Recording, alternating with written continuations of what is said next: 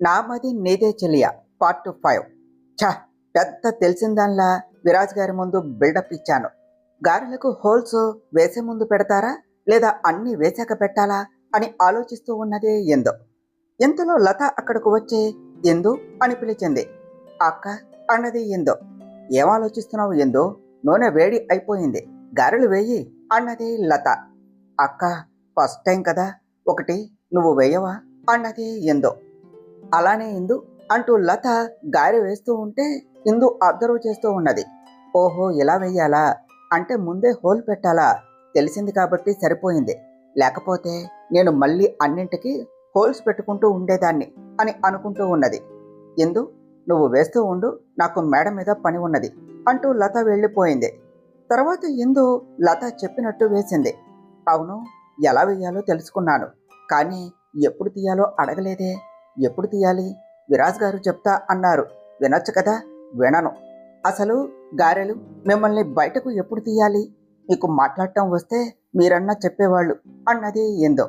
పోనీ ఎందు, ఓ పని చేయి, ట్యూషన్ పెట్టి మాటలు నేర్పిస్తావా అన్న మాటకు వెనక్కు తిరిగి విరాజ్ గారు మీరు మళ్ళీ వచ్చారా, టైంకి వచ్చారు అన్నది ఎందో. నీ టాలెంట్ తెలిసే వచ్చాను ఎందు అంటూ గారెలు చూస్తూ ఈ స్టేట్లో తీసే చాలు, ఇలానే రిపీట్ చేయి ఎందు, నేను వెళ్తున్నాను అంటూ బాటిల్ పెట్టేసి వెళ్ళిపోయాడు విరాజ్.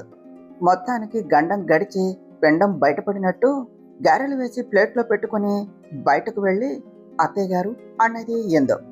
వాడు మీ గదికే వెళ్ళాడు, అక్కడికే తీసుకుని వెళ్ళు అనగానే మీరు కూడా తీసుకోండి అత్తయ్య గారు అంటూ ఆవిడకు ప్లేట్లో పెట్టి ఇచ్చి నెక్స్ట్ లతాకు కూడా ఇచ్చి విరాజ్ దగ్గరకు తీసుకుని వెళ్ళింది. విరాజ్ గారు తీసుకోండి, నేనే కుక్ చేశాను అని అన్నది. విరాజ్ తన వైపు చూడగానే అదే అదే మీరు చెప్తే మీ డైరెక్షన్లో చేశాను అంటూ విరాజ్ చేతికి ఇచ్చింది. ఇందు చేతికి ఏమిటి అంటూ కంగారుగా అడిగాడు విరాజ్. అది అంటూ చెయ్యి వెనక్కు తీసేసుకున్నది ఏందో. హే చూడని అంటూ విరాజ్ పైకి లేచి చెయ్యి పట్టుకుని చూస్తూ ఉంటే అది ఏమి లేదండి విరాజ్ గారు, ఆయిల్ మీద పడింది అంతే అన్నది ఏందో. అంతే అంటావేమిటి ఎందు, చూడు చెయ్యి ఎలా కాలిందో, ఇలా కాలితే చూస్తూ ఉన్నావేమిటి, ముందు కూర్చో అంటూ కూర్చోపెట్టి బర్నాల్ తీసుకొని వచ్చి తన చేతికి రాస్తూ ఎందు చేసేటప్పుడు జాగ్రత్తగా ఉండాలి కదా, కేర్ఫుల్ ఎందో, నేను హెల్ప్ చేద్దాము అన్నా ఛాన్స్ లేదు, సారీ ఎందు, బాగా కాలింది, నొప్పిగా ఉన్నదా అంటూ ఊదుతూ అప్లై చేస్తూ ఉన్నాడు. బాగా నొప్పిగా ఉందా ఎందు అంటూ తన వైపు చూస్తూ ఏమిటి మేడం నిన్నే అడిగేది, నేను అడుగుతూ ఉంటే అంతే చూస్తూ ఉన్నావు, బాగా నొప్పిగా ఉన్నదా అన్నాడు విరాజ్. లేదు విరాజ్ గారు, మీరు మందు రాశారు కదా, హాయిగా ఉన్నది, మీరు కంగారు పడకండి, తగ్గిపోతుంది, గారెలు తినండి చల్లారిపోతాయి, అసలే నేనే ఫస్ట్ టైం చేశాను, ఎలా ఉన్నాయో అని నాకు ఎక్సైటింగ్గా ఉన్నది అన్నది ఎందో. అంత నొప్పిలోనూ ఆ ప్లేట్ వైపు ఆశగా చూస్తూ విరాజ్తో అంటూ ఉన్న మాటలకు విరాజ్కు నవ్వొస్తూ ఉంటే చిన్నగా నవ్వుతూ మెంటల్, ఇక్కడ నీకు చెయ్యి కాలింది అని నేను టెన్స్ అవుతూ ఉంటే నువ్వేమో ఎలా ఉన్నాయో టేస్ట్ చూడమంటున్నావా, అయినా ఫస్ట్ టైం అయినా సెకండ్ టైం అయినా ఏమీ కాదులే, కానీ దీనికేం చెయ్యాలో, మెడిసిన్స్ ఏం కావాలో చెప్పు, తీసుకొని వస్తాను, పోనీ డాక్టర్ని పిలవమంటావా అన్నాడు విరాజ్. అవసరం లేదు విరాజ్ గారు, కొంచెమే కదా కాలింది, ఇప్పుడు మీరు చేసిన ట్రీట్మెంట్ చాలా ఎక్కువ, ఇంకా అవన్నీ అవసరం లేదు, యాజ్ ఏ డాక్టర్గా నేను చెప్తున్నాను కదా అన్నది ఎందో. విరాజ్ ఇందు తల మీద ఒక్కటి పీకి నువ్వు ఇంకా డాక్టర్ కాలేదు మేడం అని అన్నాడు. ఓచ్ అని తల రుద్దుకుంటూ ప్లేట్ తీసుకొని విరాజ్ గారు నా కోసం టేస్ట్ చేయండి విరాజ్ గారు, నేను ఎలా చేశాను అని చాలా ఎక్సైట్మెంట్గా ఉన్నది, ప్లీజ్ ప్లీజ్ విరాజ్ గారు, ప్లీజ్ ప్లీజ్ అన్నది ఎందో. ఓకే ఓకే చూస్తాను చూస్తాను, కాస్త తట్టుకో అంటూ ఒకటి తీసుకొని సగం తుంచి నేనే కాదు నువ్వు చేసింది నువ్వు కూడా టేస్ట్ చేయి అన్నాడు విరాజు. అమ్మో నేనా విరాజ్ గారు, ఒకవేళ బాగోకపోతే అన్నది ఎందు. అంటే మా మీద ఎక్స్పెరిమెంట్స్ చేస్తున్నావా ఎందు, అమ్మా అదేం కుదరదు, నువ్వు తినాల్సిందే అంటూ ఎందుకు చిన్న ముక్క పెట్టి తను కూడా తిన్నాడు. నాట్ బ్యాడ్ ఎందు, నువ్వు బాగానే చేశావు అన్నాడు విరాజు. అవును విరాజ్ గారు, నేను బాగానే చేశాను, అంటే నాకు కుకింగ్ వచ్చేసింది, నేను ఫస్ట్ టైం కుక్ చేశాను అన్నది ఎందో. ఏమిటి చెయ్యి కాల్చుకోనా, అయినా ఆయిల్లో వేసి తీస్తే కుకింగ్ వచ్చినట్టు కాదు మేడం, కుకింగ్ అంటే చాలా ఉంటాయి అన్నాడు విరాజ్. అవును కదా, మర్చిపోయాను. ఇవి చేశాను అన్న ఎక్సైట్మెంట్లో మర్చిపోయాను అన్నది ఇందు. "హ్మ్, అదే కదా నేను చెప్పేది ఇందు. ముందు నువ్వు మెయిన్ కొన్ని డిషెస్ నేర్చుకోవాలి మేడం, లేకపోతే అమ్మ దగ్గర ఈజీగా దొరికిపోతావు అన్నాడు విరాజ్. అయ్యో విరాజ్ గారు, మీరు అత్తయ్య గారికి అంత పెద్ద అబద్ధం చెప్పారేమిటి, అది కూడా దేవుడి విషయంలో అన్నది ఇందు. నేనేం అబద్ధం చెప్పాను ఇందు, మనం గుడికి వెళ్ళాము, అదే కదా చెప్పాను. ఇందులో అబద్ధం ఏమున్నది అన్నాడు విరాజ్. అవ్వా, అలా అంటారేమిటి విరాజ్ గారు, మీరు గుళ్ళో మనం పూజలు చేయించాము అని చెప్పారు కదా, మనమేం పూజలు చేయించలేదు కదా అండి అన్నదే ఇందు. ఎవరు చెప్పారండి మనం చేయించలేదు అని? చేయించామండి, నేను అబద్ధం చెప్పలేదు, నిజమే చెప్పాను, కాకపోతే కాస్త మేనేజ్ చేశాను అన్నాడు విరాజ్. అంటే అని అర్థం కాక అడిగింది ఇందు. ఆల్రెడీ మనం వెళ్ళాలి అని ముందే ప్రోగ్రాం ఫిక్స్ చేశాను కాబట్టే గుళ్ళో పూజారి గారికి డబ్బులు ఇచ్చి పూజకు అన్ని ఏర్పాట్లు చేశాను. ఆయన కూడా ఎప్పుడో మన అందరి పేరు మీద చేసే ఉంటారు. అంటే నేను అబద్ధం చెప్పలేదు కదా, జస్ట్ మేనేజ్ చేశాను అంతే అన్నాడు విరాజ్. విరాజ్ గారు, మీరు చాలా తెలివైన వాళ్ళు, ఇన్ని ముందే ఆలోచించారా అన్నది ఎందో. అవన్నీ మనకు బటర్తో పెట్టిన ఎడ్యుకేషన్ ఎందు, మనకు ఈ మేనేజ్ చేయటాలు మామూలే. అసలు విషయం ఎందు, నువ్వు కుకింగ్లో ఇలానే ఉంటే ఖచ్చితంగా దొరికిపోతావు. అందుకే ముందు మెయిన్ ఇంట్లో అమ్మ నాన్న తినే డిషెస్ కుక్ చేయటం నేర్చుకుంటే పెద్ద ప్రాబ్లం ఉండదు. ఎలాగూ మేడ్స్ ఉంటారు కాబట్టి వాళ్లే కుక్ చేస్తారు అన్నాడు విరాజ్. నేర్చుకోవాలి అంటే నాకు ఎవరు నేర్పిస్తారు విరాజ్ గారు, పోనీ అక్కనడగనా నేర్పించమని అన్నది ఇందు.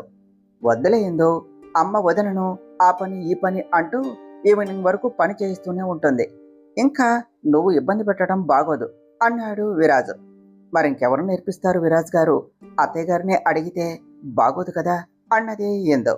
హలో మేడం, అమ్మను అడుగుతావా, నెక్స్ట్ సెకండ్ బయట ఉంటావు, ఇంకెవరు నేర్పిస్తారు, మనమే నేర్పిస్తాం అన్నాడు విరాజ్. విరాజ్ గారు, మీకు కుకింగ్ తెలుసా అని అడిగింది ఇందు. హహ, నాకు కుకింగ్ రాని నీలాంటి అమ్మాయి వస్తుంది అనేసి చిన్నప్పుడే తెలుసు అనుకుంటా, అందుకనే ఆ విషయం తెలిసాక పొరపాటున కుకింగ్ నేర్చుకున్నా ఎందు అన్నాడు విరాజ్. విరాజ్, మీరు మరేను అంతలా దెప్పనవసరం లేదు, నేను ఏమన్నా చెప్తే ఒక్కసారికే నేర్చేసుకుంటాను, ఐఎమ్ వెరీ ఫాస్ట్ లెర్నర్ అన్నది ఎందు. అది చూద్దాం ఎంతవరకు అనేది అంటూ తన ఫోన్ చూసుకుంటూ ఉన్నాడు విరాజ్. నాకెప్పుడు నేర్పిస్తారు, ఇప్పుడు నేర్పిస్తారా అని అడిగింది ఇందు.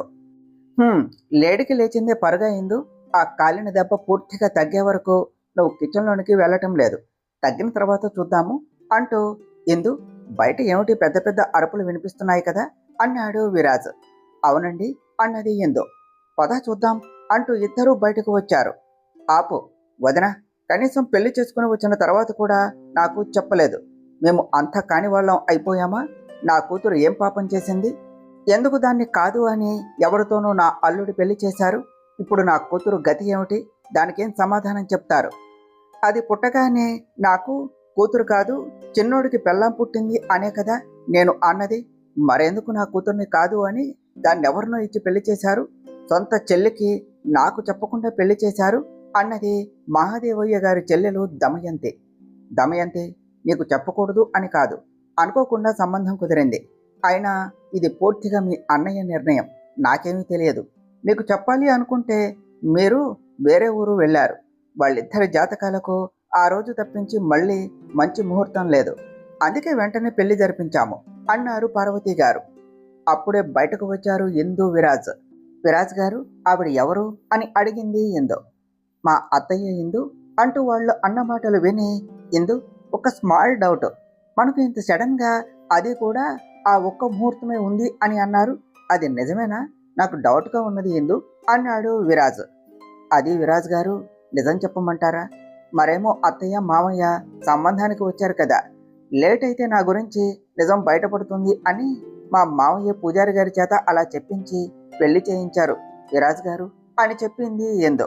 అమ్మని, నా వెనక ఎంత గూడుపుటాని జరిగింది, ఇంత సడన్గా పెళ్ళి అన్నప్పుడే నాకు డౌట్ వచ్చింది, కానీ ఆ టైంలో పట్టించుకోలేదు, అయితే నా డౌట్ నిజమే అన్నమాట అన్నాడు విరాజ్. సారీ విరాజ్ గారు, అలా అయిపోయింది, అంటూ చీర చెంగును వేలికి చుట్టుకుంటూ కిందకు చూస్తూ ఉన్నది ఇందు. మరీ అంత లాగకు, చీర ఊడిపోతే కట్టుకోవటం కూడా రాదు అన్నాడు విరాజ్. మీరు నేర్పించారు కదా విరాజ్ గారు, నేర్చుకున్నాను. చెప్పాను కదా, I am a very fast learner, please అంటూ ఒక కన్ను మూసి ఇంకో కన్ను తెరుస్తూ ప్లీజింగ్ గా అడుగుతూ ఉంటే ఇందు ఫేస్లోని క్యూట్నెస్ కు చిన్నగా నవ్వేస్తూ, మన పెళ్లిని ఇలా చేసినా నువ్వే నా భార్య అయినందుకు ఈసారికి క్షమించేస్తున్నాను అంటూ కింద జరిగే గొడవ చూస్తూ ఉన్నాడు విరాజ్. ఏమండి, మీ అత్తయ్య ఎందుకు అలా గొడవ పడుతున్నారు అని అడిగింది ఇందు. హహ, అక్కడ జరిగేది చూడు, నీకే తెలుస్తుంది అంటూ విరాజ్ కూడా సైలెంట్ గా చూస్తూ ఉన్నాడు. చెప్పు వదినా, నా కూతురు గతెం కావాలి. ఇది పుట్టినప్పుడే విరాజుకు పెళ్ళాం పుట్టింది అని ఊరంతా చెప్పుకున్నాను. అందరూ దీన్ని మా బిడ్డలాగా కాదు, మీ ఇంటి కోడల్లాగానే చూశారు. మీ అన్నయ్య చేసిన పనేమిటి అంటూ మా ఆయన నన్ను దెప్పి పొడుస్తున్నాడు. నా కూతురికి ఇప్పుడు మీరే న్యాయం చేయాలి. నా కూతుర్ని నా అల్లుడికి ఇచ్చి పెళ్లి చేయాలి, లేకపోతే నేను ఒప్పుకోను. ఇప్పుడు నా కూతురికి పెళ్లి చేస్తారా లేదా అంటూ ఆ నట్టింట్లో కూర్చున్నది దమయంతి. నువ్వు ఇంకా బ్రతికి ఉండటం అనవసరం సుభద్ర. నువ్వు కూడా ఏ నుయ్యో గొయ్యో చూసుకో. ఓ ఏడుపు ఏడ్చి మేము ఊరుకుంటాము. ఒసై, నువ్వు కూడా నాతో పాటు ఏడవ్వే అంటూ సుభద్ర చేతి మీద గిల్లింది దమయంతి. ఓచ్ అమ్మా, నన్నెందుకు గిచ్చావే, నాకు నొప్పిగా ఉన్నది అన్నది సుభద్ర. ఒసై, నోరు మూసే, నా కొంప కొల్లేరు చేయికే అంటూ నేను ఏడ్చినప్పుడు నిన్ను ఏడువు అనగానే ఏడవమని చెప్పాను కదా అన్నది దమయంతి. అవును కదా, మర్చిపోయానమ్మా. నాకు చాక్లెట్ కొనిస్తాను అని చెప్పి కొని ఇవ్వలేదు. నాకు డబ్బులు ఇవ్వు, కొనుక్కుంటాను అన్నది సుభద్ర. ఇది నా కొంప ముంచేస్తుంది అని అనుకుంటూ, చూసావా వదిన, నా కూతురు బావకు పెళ్లి అయిపోయింది అనేసి పిచ్చిదైపోయింది. అమ్మో నా కూతురు అంటూ ఏడుపు లంకించింది దమయంతి. విరాజ్ గారు, మీకు ఎంతమంది వాళ్ళ అమ్మాయిల్ని ఇవ్వటానికి రెడీగా ఉన్నారు? చూడకపోతే ఊరే మీకు ఇచ్చి పెళ్లి చేయాలి అని అనుకున్నారా ఏమిటండి అన్నది ఇందు. హహ, ఇప్పుడేం చూసావులే సతీమణి, తర్వాత అందరినీ పరిచయం చేస్తానులే. ముందు ఇక్కడ యుద్ధాన్ని చూడబోయి అంటూ బుగ్గ మీద చేతితో పొడుస్తూ ఇందు తలను గొడవ జరిగే వైపునకు తిప్పాడు విరాజ్. అబ్బో విరాజ్ గారు, మీరు సిగ్గుపడుతున్నారా అండి? మీరు సిగ్గుపడటం చూస్తే అస్సలు వదలరేమో. ఎప్పటికే క్యూలు కడుతున్నారు, ఇప్పుడు ధర్నాలు చేస్తారేమో తమరి కోసం అంటూ నవ్వుతూ దమయంతి చేసే గొడవను చూస్తూ ఉన్నది ఇందు. వదినా, చెప్పు, నాకు న్యాయం చేస్తావా లేదా? లేకపోతే నేను నా కూతురు ఇక్కడే చచ్చిపోతాం. మా శవాల మీద మీ కొడుకు కోడలి కాపురం చేయించుకోండి. ఒసై, నేను నీకు ఇచ్చిన ఆ విషం బాటిలు బయటకు తీయవే అన్నది దమయంతి. అమ్మా, అది విషమా? నేను మరి తీయగా ఉన్నది అని తాగేశాను, మొత్తం అయిపోయిందమ్మా. విషం చాలా బాగున్నది. విషం తీయగా ఉంటుందా అమ్మా అన్నది సుభద్ర. ఇది మళ్ళీ కొంప ముంచింది. ఛ, దీనికి ఎప్పుడు ఆ దేవుడు బుద్ధిని ప్రసాదిస్తాడో ఏమిటో అని అనుకుంటూ, ఓసై, అది విషం కాదే, తేనె. నేను విషం బాటిల్ తీసుకోకపోయి అది తీసుకున్నా అనుకుంటా. వదిన, నువ్వు నాకు ఏం న్యాయం చేస్తావో చెయ్యి అన్నది దమయంతి. దమయంతి, ఈ ఇంటికే కాదు, ఈ ఊరికే న్యాయం చేసేది కేవలం మీ అన్నయ్య మాత్రమే. ఆయన మాటను నేనే కాదు, ఈ ఊరే కాదు అనదు. ఈ పెళ్లి పూర్తిగా మీ అన్నయ్య ఇష్టం. తన కోడల్ని కూడా మీ అన్నయ్య ఎంపిక చేసుకున్నాడు. నన్ను మధ్యలో న్యాయం చెప్పు అంటే నేనేం చేస్తాను? నాకు ఆయన చెప్పిన పని చేయటమే తెలుసు, ఆయనకు ఎదురు చెప్పటం తెలియదు అన్నారు పార్వతి గారు. వదిన, నువ్వే అలా అంటే మేము ఏమైపోవాలి? నా కూతురుకు అన్యాయం చేస్తారా అన్నది దమయంతి. ఇప్పుడు వాడి పెళ్లి అయిపోయింది, ఇంకా నువ్వేమన్నా కూడా ఏం చేయగలం దమయంతి అన్నారు పార్వతి గారు. ఎందుకు చేయలేము? కావాలి అంటే విరాజ్కు మా అమ్మాయినిచ్చి రెండో పెళ్లి కూడా చేయొచ్చు. అయినా ఆ మహాతల్లి ఎక్కడ? నా కూతురు జీవితాన్ని నాశనం చేసిన ఆ దరిద్రపు మొహం ఎక్కడ ఉన్నది అంటూ పైకి చూసి, ఓసై, నువ్వేనా నా అల్లుడి చేత తాళి కట్టించుకున్నది? నీకు ఎంత ధైర్యమే నా అల్లుడి చేత తాళి కట్టించుకోవటానికి? ముందు కిందకు దిగవే అంటూ పెద్దగా అరిచింది దమయంతి. అప్పటి వరకు నార్మల్గా నవ్వుతూ చూస్తూ ఉన్న ఇందు ఆమె అలా పిలిచేసరికి భయంగా విరాజు వెనక్కు జరిగింది. అబ్బో, ఈ పిల్లకు భయం కాస్త జాస్తి అనుకుంటా, దీన్ని ఓ ఆట ఆడుకోవాలి అని మనసులో గట్టిగా ఫిక్స్ అయ్యింది. ఇందు, మా అత్త అంత ప్రేమగా పిలుస్తూ ఉంటే వెనక్కు వెళ్తావేమిటి, పద అంటూ ఇందుకి చెప్తూ కళ్ళతోనే నేను ఉన్నాను అన్నట్టు ధైర్యం ఇస్తూ తనని తీసుకుని కిందకు వెళ్ళాడు. ఏమిటత్తా, రాగానే మంచి గరం మీద ఉన్నావు, కూల్ అవటానికి చల్లగా ఏమన్నా తీసుకుంటావా? ఇందు, ఈవిడ నాకు అత్త అవుతుంది. అంటే నీకు పిన్ని ఆర్ఎల్స్ పెద్దమ్మ, వాట్ ఎవర్, నీకు నచ్చినట్టు పిలువు. నువ్వేమిటి నా వెనుకుంటావు? మా అత్త కోసం ఎవరన్నా తీసుకురా ఇందు. చూడత్తా, నీ కూతురు ఎలా ఉంది, అదిరిపోలే అన్నాడు విరాజ్. దమయంతి తన వెనుక ఉన్న ఇందుని పైనుంచి కిందకు చూస్తూ నోట్లోకి జరదాకిల్లి వేసి, ఓ అబ్బో, బాగానే ఉన్నది అల్లుడు.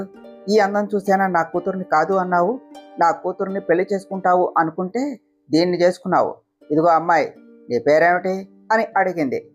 పేరట చెప్పు ఇందు అన్నాడు విరాజ్. ఇందుమతి అని ఆగాగి చెప్పింది ఇందు.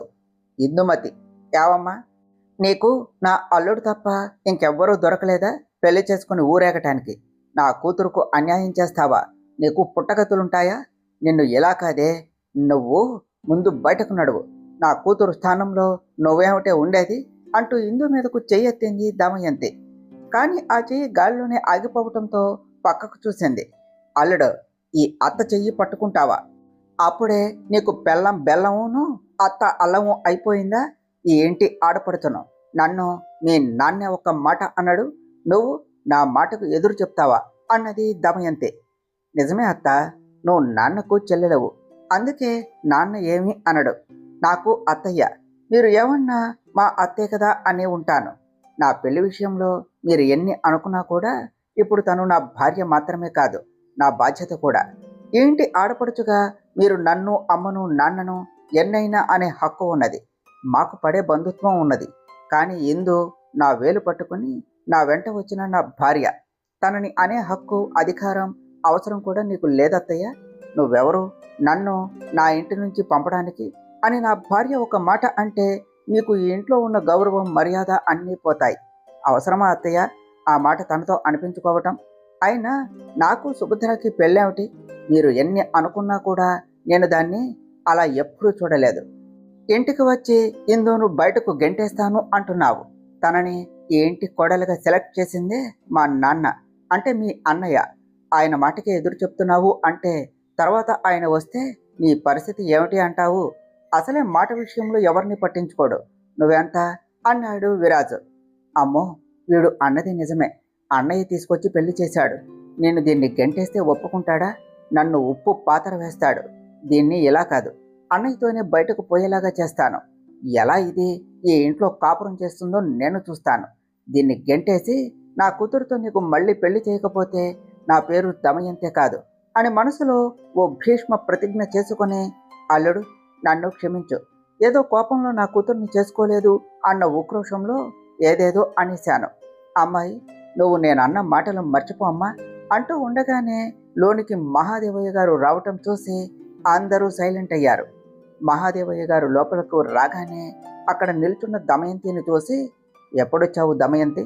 పెళ్లికి ఫోన్ చేస్తే రాలేదు, వచ్చిన దానివి అరుస్తున్నావేమిటి? నీ అరుపులు వీధి గుమ్మం వరకు వినిపిస్తున్నాయి, ఏమిటి కథ అన్నారు. కథ లేదు, కాకరకాయ లేదు అన్నయ్య.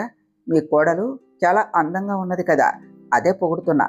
తనలో ఈ ఇంటి కోడలు అయ్యే అందం పుష్కలంగా ఉన్నది అంటున్నా. పైగా చదువుకోలేదట కదా.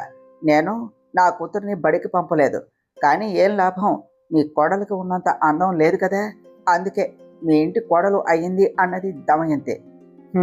నిజమే దమయంతి, నా కోడలు చదువుకోలేదు, అదే ముఖ్య కారణం నాకు కోడలవటానికి. అలానే తన అందం కూడా కారణమే. మరి నా కొడుకు పక్కన ఆ మాత్రం అందం లేకపోతే సరిపోదు కదా. కానీ అందం అంటే నువ్వు అడుగునే పైకి కనిపించే రంగు రూపు కాదు, మనసు, మనకు కనిపించని మనసు.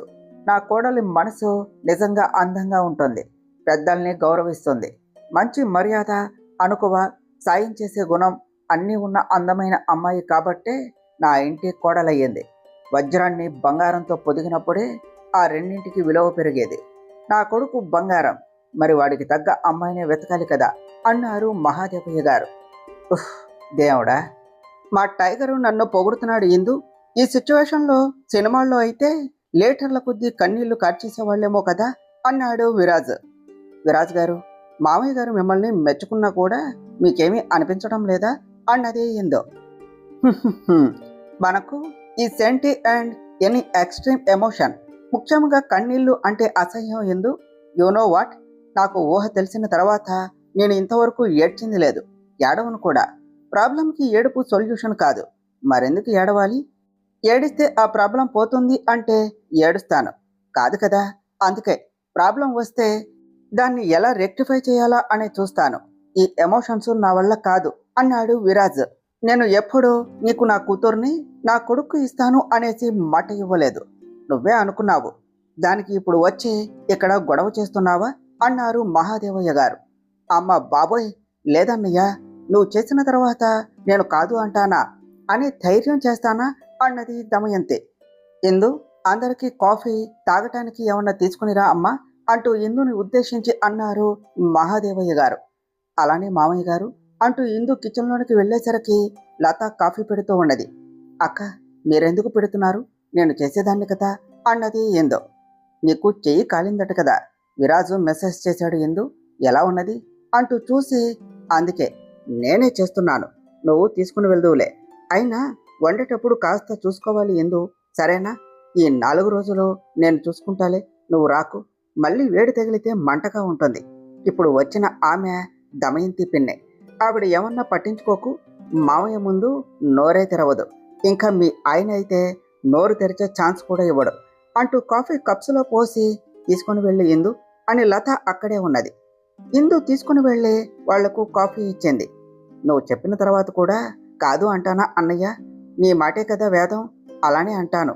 నేను 4 రోజులు ఇక్కడే ఉండి మీ కొత్త కోడల్ని చూస్తానన్నయ్య అన్నది దమయంతి.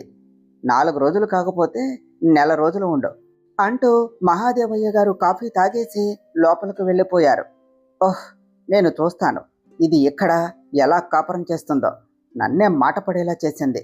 దీన్ని అంతకంత ఏడిపించకపోతే నా పేరు దమయంతినే కాదు. సుభద్ర, ఏమిటే అలా ఎక్కడో ఉంటావు?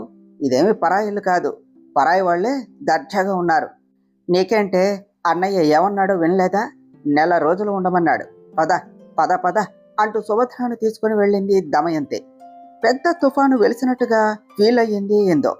ఒసేయ్, నీకేం చెప్పాను, నువ్వేం చేస్తున్నావు? ఇకపై అంతా నేను చెప్పినట్టే చెయ్యి. మీ బావ ముందు వయ్యారంగా తిరిగి మీ బావ మతి పోగొట్టు. ఆ తర్వాత కథ నేను నడిపిస్తాను, దాన్ని గెంటేసి నీతో పెళ్లి చేస్తాను. ముందు ఇదంతా చేయాలి అంటే నాకు ఈ ఇంట్లో ఒకరు నా వైపు ఉండాలి, అంటే వదన నేను చెప్పినట్టు వినాలి అంటూ పార్వతి గారి దగ్గరకు వెళ్ళి, వదన, ఏదో చేస్తున్నట్టు ఉన్నావు అన్నది దమయంతి. రావదినా, రేపు పూజకి దేవునికి మాల కడుతున్నాను, ఏమన్నా కావాలా అన్నారు పార్వతి గారు.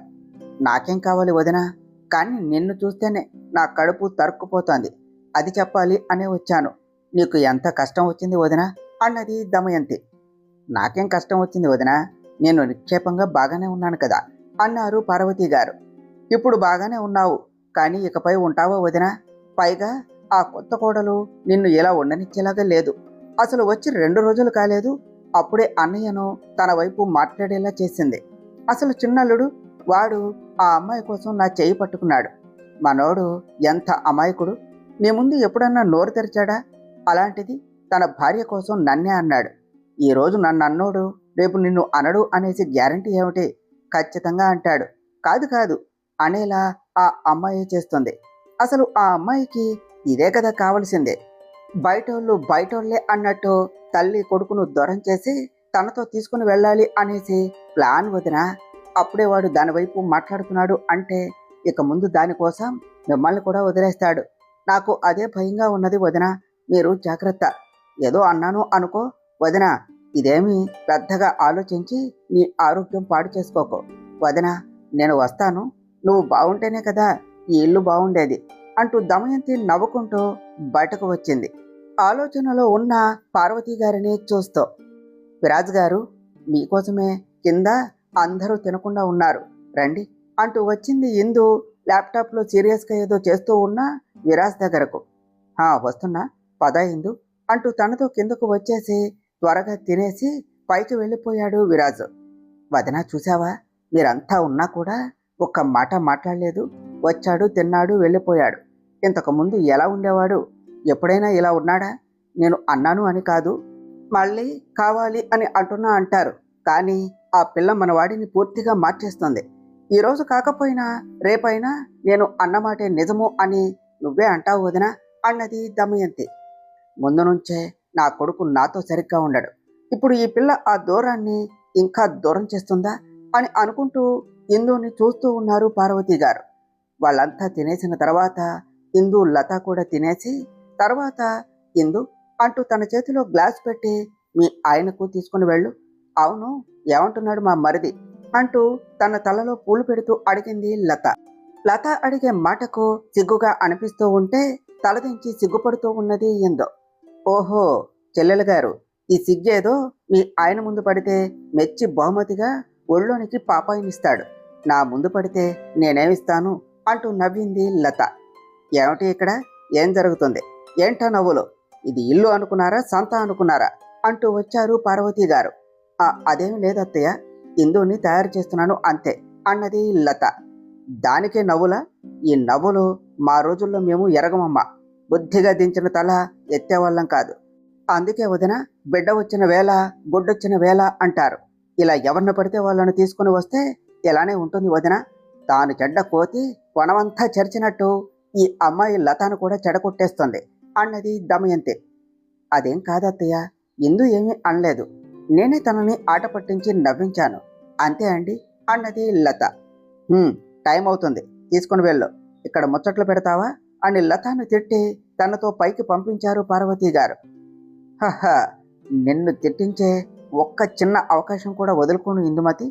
నిన్ను మతిలేని దాన్ని చేసి రోడ్ల మీద ఉండేలాగా చేస్తాను అని మనసులో అనుకున్నది దమయంతి.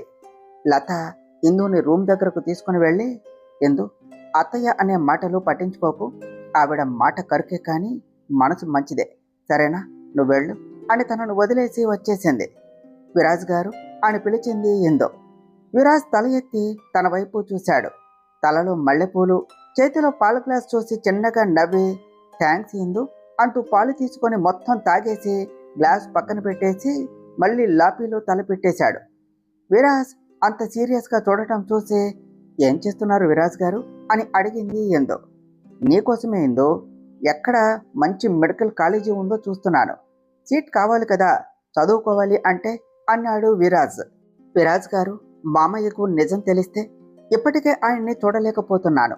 రేపు నిజం తెలిస్తే ఆయన నన్ను క్షమించరు అన్నది ఇందు. క్షమించేలా నేను చేస్తాను, కానీ మీ కాలేజీలో టీసీకి అప్లై చేస్తే ఎన్ని రోజులకు అగ్రీ చేస్తారు అని అడిగాడు విరాజ్. మీకు నా కాలేజ్ నేమ్ కూడా తెలుసా అండి అని అడిగింది ఇందు. అదేం క్వశ్చను? ఇదేమన్నా మాయలు మంత్రాలు నేర్పే కాలేజా ఏమిటే తెలియకపోవటానికి? నాకు తెలుసు. అవును, నువ్వు ఏ ఇయర్లో డిస్కంటిన్యూ చేశావు అన్నాడు Viraj. 4th year first semester exams రాయలేదండి. ఎగ్జామ్స్ ముందు రోజే అదంతా జరిగింది అని చెప్పింది Indu. Cool Indu, don't get emotion అంటూ పక్కన కూర్చోబెట్టుకుని, జరిగినది మనం మార్చలేం, మర్చిపోవటం తప్ప. మీ అమ్మ నాన్న ఎక్కడ ఉన్నా కూడా నువ్వు నవ్వుతూ ఉంటే వాళ్ళు నవ్వుతారు. నువ్వు బాగుండటం కోసమే కదా వాళ్ళ ప్రాణాలు కూడా వదిలేశారు. నువ్వు ఇలా ఏడుస్తాను అంటే వాళ్ళు ఎక్కడ ఉన్నా కూడా ఆనందంగా ఉండరు, సరేనా? మోరోవర్, నాకు ఈ కన్నీళ్ళు అంటే చాలా చిరాకు. నాకు నచ్చదు ఇందు. నువ్వు ఏడిస్తే అస్సలు బాగలేదు. అసలే కోడిగుడ్లులాగా ఉన్న కళ్ళు ఇంకా ఏడిస్తే బాతుగుడ్లు అయిపోతాయి. అప్పుడు చంద్రముఖిలో జ్యోతికలాగా అవుతావు. నువ్వు నవ్వితేనే బాగుంటావు, కాబట్టి నవ్వేసే అన్నాడు విరాజ్. ఆ మాటకు ఇందు కళ్ళు తుడుచుకొని చిన్నగా నవ్వింది. అయితే ఇందు, ఇంకో 6 months చదివితే ఇందుమతి కాస్త డాక్టర్ ఇందుమతి అయిపోతుందన్నమాట. ఇందు, ఈ కాలేజ్ చూడు, మనకు నియర్ బై డిస్టెన్స్లో ఉన్నది. నీకు కూడా చాలా కన్వీనియంట్గా ఉంటుంది అన్నాడు విరాజ్. కానీ అన్నది ఇందు. కానీ లేదు, ఏమీ లేదు. ముందు మీ కాలేజీకి వెళ్ళి టీసీకి అప్లై చేయాలి. తర్వాత ఇక్కడ జాయినింగ్, చాలా వర్క్ ఉంది. నువ్వు రెస్ట్ తీసుకో, నేను చిన్న కాల్ మాట్లాడాలి అని అంటూ ఫోన్ తీసుకొని బయటకు వెళ్ళాడు విరాజ్. విరాజ్ గారు, ఇంత ధైర్యంగా ఉన్నారు, నాకు భయంగా ఉన్నది. ఇంట్లో నిజం తెలిస్తే అన్న ఊహే నాకు వెండులో వణుకు పుట్టిస్తుంది. ఆ క్షణం విరాజ్ కాల్ మాట్లాడుతూ కనిపిస్తూ ఉంటే మీరు పక్కన ఉంటే ధైర్యంగా ఉన్నది విరాజ్ గారు. ఏదేమైనా మీరే చూసుకుంటారు అనే నమ్మకం. మీరు ఎంత మంచివాళ్ళు. మీరు నాకు దొరక్కపోయి ఉంటే నేను ఇప్పుడు ఇలా కూడా ఉండేదాన్ని కాదు. అన్నీ వదిలేసిన నాకు మళ్ళీ మీరే కొత్త ఆశలు కలిగించారు. మీకు నేను ముందే ఎలా తెలుసు? అయినా నా ఫోటో మీ దగ్గర ఎలా ఉన్నది? అది కూడా 2 ఏళ్ల క్రితం.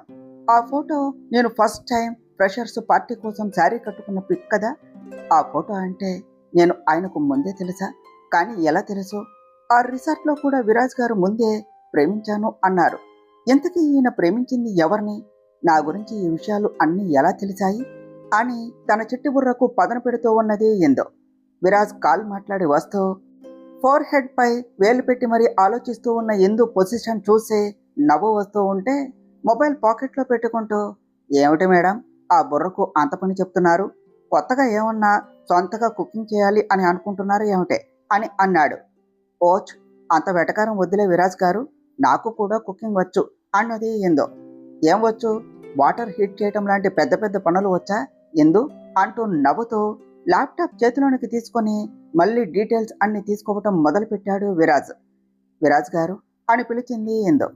చెప్పండి ఇందు గారు, అప్పటి నుంచి ఏదో అడగాలి అని అడగలేక తెగ సంశయిస్తున్నారు అన్నాడు విరాజ్. మరి అది నేను విరాజ్ గారు అని నసుగుతూ ఉన్నది ఎందో. ఇందు, ఇంకా నా దగ్గర మాట్లాడటానికి భయపడుతూనే ఉన్నావా? నీకు మన పెళ్లి జరిగిన ఫస్ట్ రోజే చెప్పాను, మనం వైఫ్ అండ్ హస్బెండ్లా కాదు ఫ్రెండ్స్లా ఉండాలి అని చెప్పాను కదా. ఇంకా నా దగ్గర భయపడుతున్నావా ఇందు? నాతో ఏం చెప్పాలి అని అనుకున్నా కూడా నువ్వు ధైర్యంగా చెప్పవచ్చు అన్నాడు విరాజ్. చెప్పటం కాదండి, అడగాలి విరాజ్ గారు. నా ఫోటో మీ దగ్గరకు ఎలా వచ్చింది? పెళ్లికి ముందు అంటే నన్ను చూడలేదు కాబట్టి నేను తెలియదు. కానీ మన పెళ్లి తర్వాత నన్ను చూసిన తర్వాత, నేను నా క్వాలిఫికేషన్ తెలిసిన తర్వాత మీరు ఎందుకు నిజం చెప్పలేదు? పైగా అన్నీ తెలిసి కూడా నేను చెప్పాలి అనుకునే వరకు ఎందుకు నన్ను అడగలేదు? మోరోవర్, నా ఫోటో మీ దగ్గరకు ఎలా వచ్చింది? మిమ్మల్ని విరాజ్ గారు, నాకు ఈ విషయం చెప్పరా? ఇందాకటి నుంచి ఈ డౌట్ నన్ను చంపేస్తుంది అని అన్నది. విరాజ్ తన వైపే చూస్తూ ఉంటే, విరాజ్ గారు, మీకు ఇష్టం లేకపోతే చెప్పకండి అంటూ తన కళ్ళను ఆర్పుతూ అడిగింది ఇందు. కళ్ళల్లో ఏదో తెలియని మ్యాగ్నెటిక్ పవర్ ఉన్నది. నువ్వు ఇలా రెపరెపలాడిస్తూ ఉంటే నా ప్రాణం ఆ కనురెప్పల్లోనే చుట్టుకుపోతోంది. ఇందు, నీకు బ్రెయిన్ లేదు అనుకున్నాను, కానీ నీకు బాగానే పనిచేస్తుందోయ్ అన్నాడు విరాజ్. మోతి బిగించి చూస్తూ ఉన్నది ఇందు. ఇందు ఫేస్ను చూసి నవ్వుతో, సరదా కన్నానే, అయినా నీకు బుర్ర లేదు అనేసి ఎవరంటారు అన్నాడు విరాజ్. మీరే అన్నారు విరాజ్ గారు అన్నది ఇందు. జోక్ చేశాను మేడం, కాస్త ఆ ఫేసు మార్చండి, లేకపోతే నైట్ కల్లో కూడా ఇలానే వస్తారేమో. ఇప్పటికే చాలా లేట్ అయిపోయింది ఇందు, చాలా టైర్డ్గా ఉన్నది, నేను పడుకుంటాను, నువ్వు రెస్ట్ తీసుకో, చాలా అలసిపోయినట్టు ఉన్నావు అంటూ ల్యాప్టాప్ పక్కన పెట్టేసి విరాజ్ బెడ్ మీద పడుకున్నాడు. అడిగిన విషయం మర్చిపోయినా లేదు లేదు, అలా మర్చిపోయేలా చేసిన విరాజ్ మాయలో పడిపోయి ఇందు కూడా సోఫాలో పడుకొని కాసేపటికి నిద్రపోయింది. ఇందు పడుకున్నది అని కన్ఫర్మ్ చేసుకున్న విరాజ్ పడుకున్న ఇందు దగ్గరకు వచ్చి తన తల మీద చెయ్యి వేసి నిమురుతూ, నా ప్రేమ నీ కలలకు అడ్డం కాకూడదు ఇందు. నువ్వు డాక్టర్ అయిన తర్వాత నా ప్రేమ, నేను ప్రేమించిన నా మతి మెచ్చిన చెలియా నువ్వేనని చెప్తాను. నీకు ఇప్పుడు ఇలా దూరంగా ఉండటమే చాలా కష్టంగా ఉన్నది. ఇంకా నా ప్రేమ సంగతి కూడా చెప్పేస్తే అప్పుడు మరీ కష్టం. అందుకే నా ప్రేమను నీకు అప్పుడే చెప్పను, కానీ నా ప్రేమ నీకు చెప్పే రోజు కోసం వెయిట్ చేస్తూ ఉంటాను ఎందు అని అన్నాడు. తరువాత ఏమి జరిగిందో నెక్స్ట్ పార్ట్లో తెలుసుకుందాం ఫ్రెండ్స్. డియర్ ఫ్రెండ్స్, మీకు గనుక ఈ కథ నచ్చినట్లయితే మీ అభిప్రాయాలను కామెంట్ల రూపంలో తెలియచేయండి. ఈ వీడియోను లైక్ చేయండి, షేర్ చేయండి, మా ఛానల్ను సబ్స్క్రైబ్ చేసుకోండి ఫ్రెండ్స్. Thank you.